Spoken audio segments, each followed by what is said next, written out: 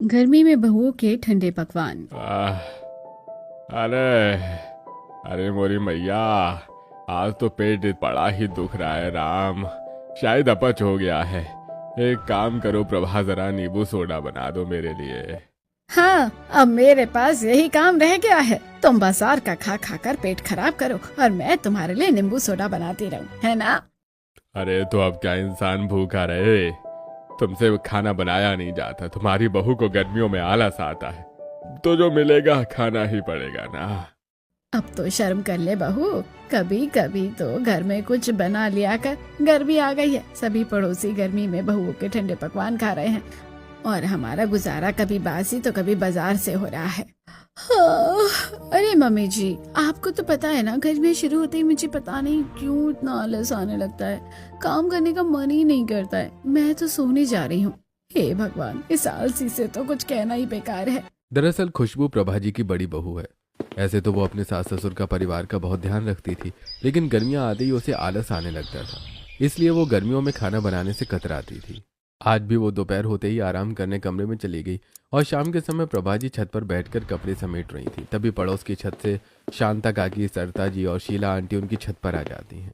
और प्रभा बहन, आज क्या बना लिया खाने में? गर्मी आते ही खाने के बड़े कलेश है, क्या बनाए और क्या ना बनाए। अरे बहन, क्या बताऊं, गर्मी आते ही हमारे तो रसोई में खाना बनना ही बंद हो जाता है लगभग।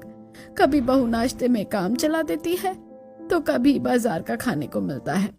प्रभा जी और पड़ोसन ने आपस में बात कर ही रही होती हैं कि तभी सोमांश और नित्या हाथ में कुरकुरे का पैकेट लेकर छत पर आते हैं और उन्हें देखकर, अरे प्रभा बहन, इतने छोटे छोटे बच्चों को ये बाजार के प्लास्टिक वाले कुरकुरे खिलाती हो तुम? क्या तुम्हें पता नहीं कि ये कितने नुकसान करते हैं, कैंसर तक बना देते हैं? अरे तुमने नहीं सुना, ये बाजार के चिप्स, कुरकुरे और चाउमीन खाकर एक बच्चे के पेट में कैंसर हो गया था। उसका ऑपरेशन करते समय उसके पेट में से यही सब निकाला डॉक्टर ने। अरे प्रभा बहन, बच्चों को ये सब मत खिलाया करो। तुम क्या अखबार या खबरें नहीं पढ़ती हो क्या? अरे बहन, बच्चों को भूख लगेगी तो यही सब खाएंगे ना। अगर माँ घर में खाना बनाएगी तो तब तो बच्चे खाना खाएंगे। इनकी माँ से तो गर्मियों में रसोई में नहीं घुसा जाता। सभी पड़ोसन प्रभा जी को नसीहत दे रही होती हैं। तभी खुशबू सबके लिए चाय बनाकर छत पर लाती है और प्रभा जी की बात सुन लेती है। अरे मम्मी जी, क्या आप भी?